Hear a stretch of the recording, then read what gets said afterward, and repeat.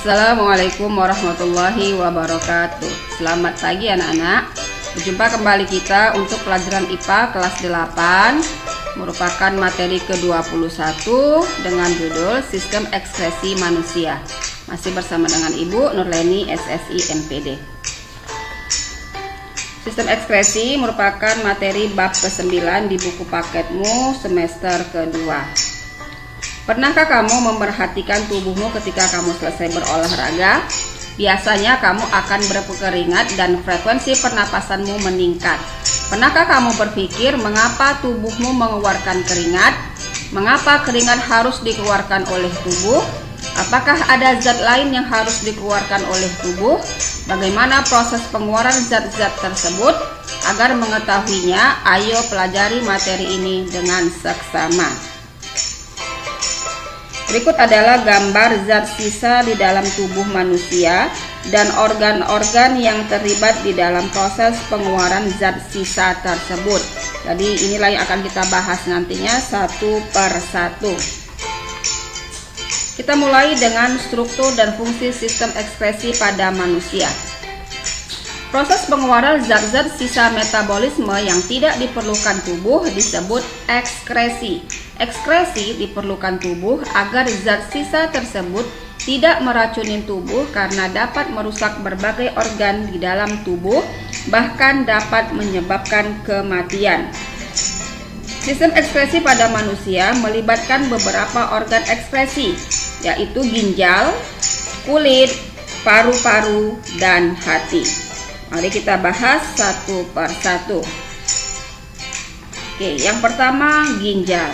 Ini adalah gambar ginjal ya yang ada di dalam tubuh kita, yang mana letaknya ada di kanan dan kiri tulang pinggang, yaitu di dalam rongga perut pada dinding tubuh bagian belakang atau dorsal. Yang mana ginjal berfungsi untuk menyaring darah, menjaga tekanan osmosis darah, menjaga pH darah, dan menghasilkan urin. Ginjal mempunyai bagian-bagian seperti korteks, medula atau sumsum ginjal, dan rongga pelvis renalis untuk mengumpulkan urin, lalu dikeluarkan dari ginjal oleh saluran yang disebut dengan ureter.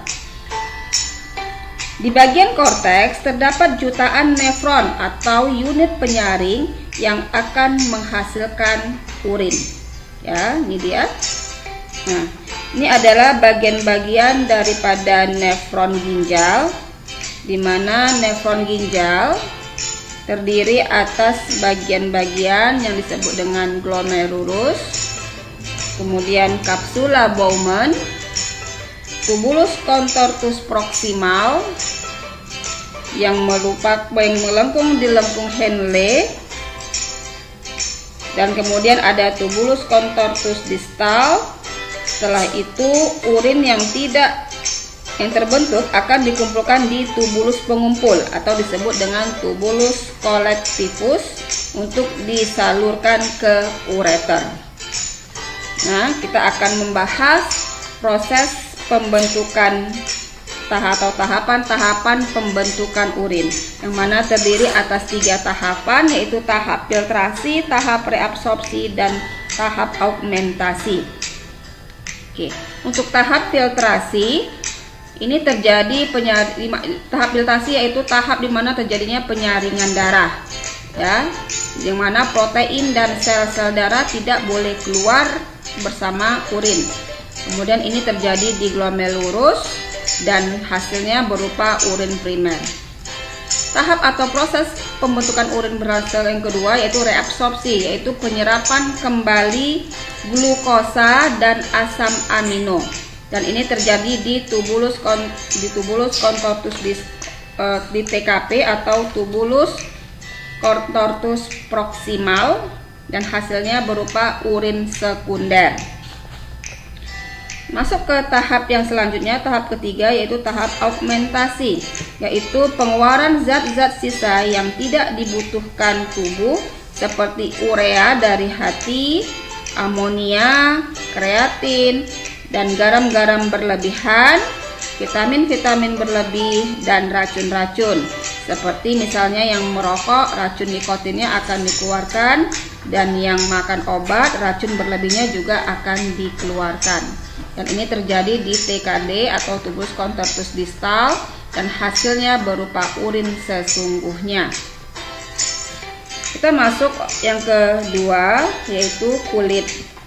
Nah, kulit ini adalah lapisan terluar tubuh kita yang berfungsi sebagai mengeluarkan keringat, melindungi jaringan di bawahnya dari kerusakan-kerusakan fisik, mengurangi kehilangan air di dalam tubuh. Nah, ini adalah gambar daripada bagian-bagian kulit kita, yang mana kulit itu terdiri dari 3 lapis, yaitu yang pertama lapisan epidermis atau kulit ari, kemudian yang kedua lapisan dermis atau kulit jangat, dan yang ketiga lapisan hipodermis atau subkutan.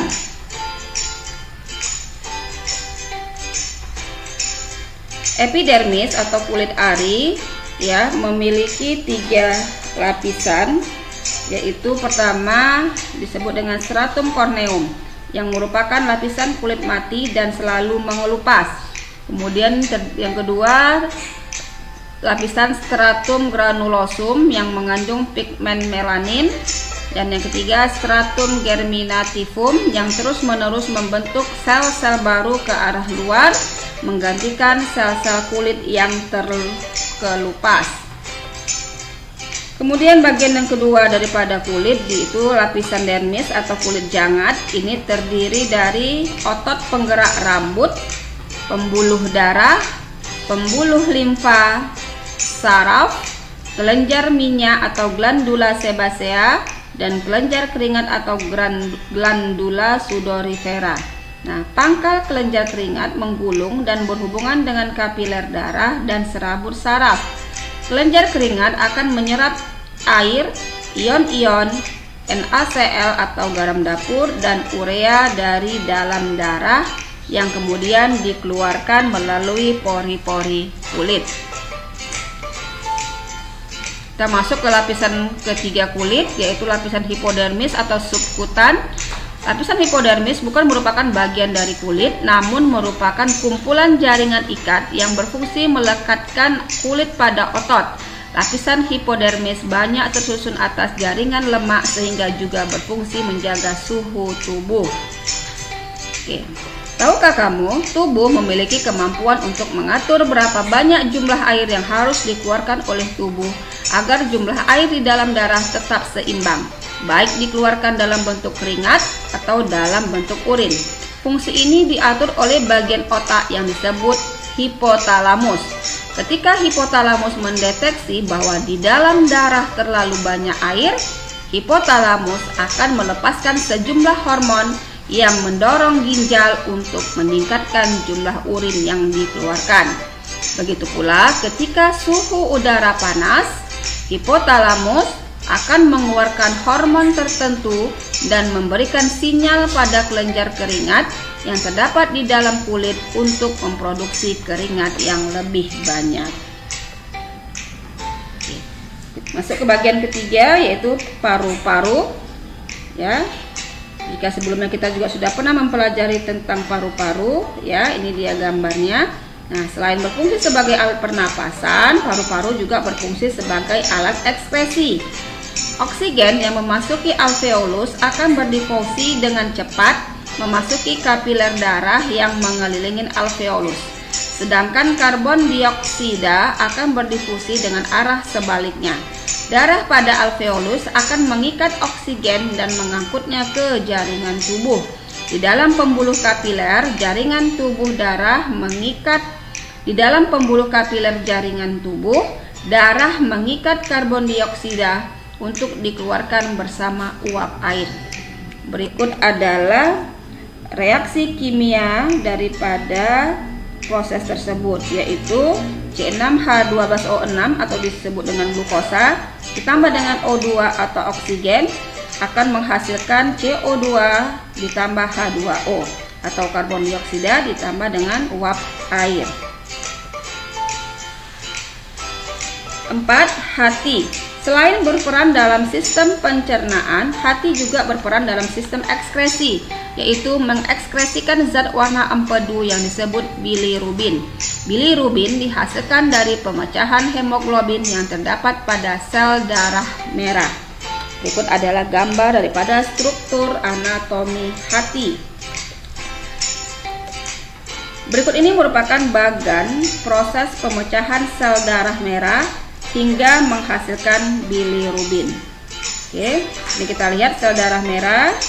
Nanti akan sel darah merah yang rusak akan dihancurkan, ya. Kemudian hemoglobin yang terkandung di dalam sel darah merah dipecah menjadi zat besi, globin, dan hemin. Zat besi selanjutnya akan dibawa menuju sumsum merah tulang untuk digunakan membentuk hemoglobin baru. Nah, globin dipecah menjadi asam amino untuk digunakan dalam pembentukan protein lain. Sedangkan hemin diubah menjadi warna hijau yang disebut biliverdin.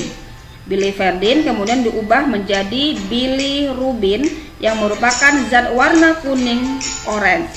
Bilirubin selanjutnya dikeluarkan bersama getah empedu. Getah empedu dikeluarkan ke usus 12 jari, kemudian menuju usus besar. Di dalam usus besar, bilirubin diubah menjadi urobilinogen.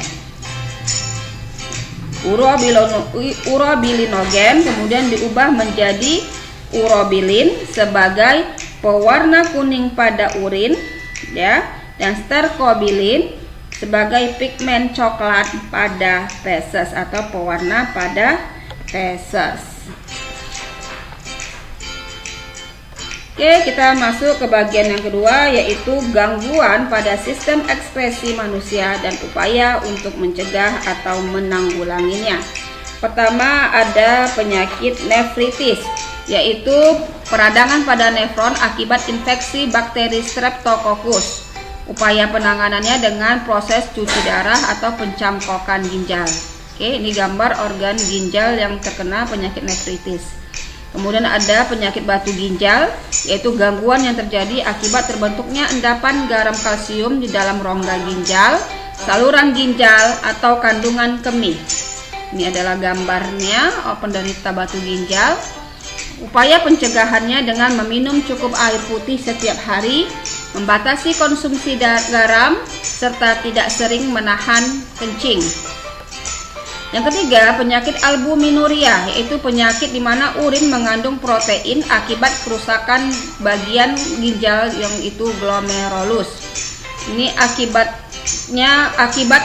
ini albuminuria ini terjadi akibat kurangnya asupan air ke dalam tubuh. Upaya pencegahannya dengan mengatur jumlah garam dan protein yang dikonsumsi serta pola hidup sehat dan mengatur keseimbangan gizi.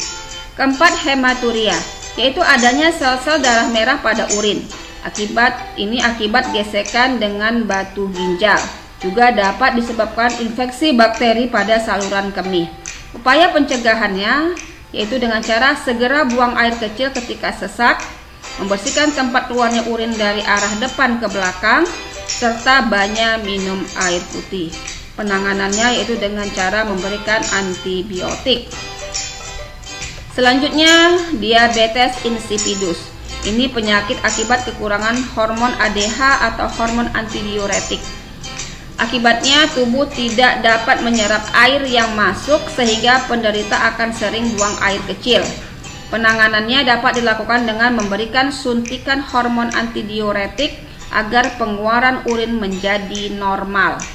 Yang keenam, kanker ginjal. Penyakit ini akibat pertumbuhan sel pada ginjal yang tidak terkontrol di sepanjang tubulus dalam ginjal. Akibatnya ada darah pada urin, kerusakan ginjal, dan menyebabkan kematian. Upaya pencegahannya dapat dilakukan dengan cara menghindari penggunaan bahan-bahan kimia sebagai pemicu kanker. Yang ketujuh, jerawat. Ya, ini penyakit kulit akibat penyumbatan dan peradangan pada kelenjar minyak. Penyebabnya kurang menjaga kebersihan kulit, faktor hormonal, penggunaan kosmetik, konsumsi makanan berlemak. Upaya pencegahannya yaitu dengan cara membersihkan wajah secara rutin serta menghindari makanan berlemak. 8. Penyakit atau gangguan yang disebut dengan biang keringat. Ini terjadi karena kelenjar keringat tersumbat oleh sel-sel kulit mati yang tidak terbuang secara sempurna. Upaya pencegahannya dapat dilakukan dengan cara menjaga kebersihan kulit, menggunakan pakaian yang menyerap keringat dan longgar, dan bila berkeringat segera keringkan dengan tisu atau handuk. Penanganannya dapat dilakukan dengan cara memberi bedak atau salep untuk mengurangi rasa gatalnya. Oke, demikianlah materi kita pada hari ini. Seperti biasa, Ibu akan berikan tugas, ya. Silakan kamu kerjakan di kertas double foliomu. Ya, ini ada 1, 2, kemudian lanjut ada 3, 4 soal yang harus kamu kerjakan. Ya, selamat mengerjakan. Oke, cukup sekian materi kita pada hari ini. Mudah-mudahan apa yang Ibu sampaikan dapat kamu pahami. Ucapkan terima kasih dan selamat belajar. Assalamualaikum warahmatullahi wabarakatuh.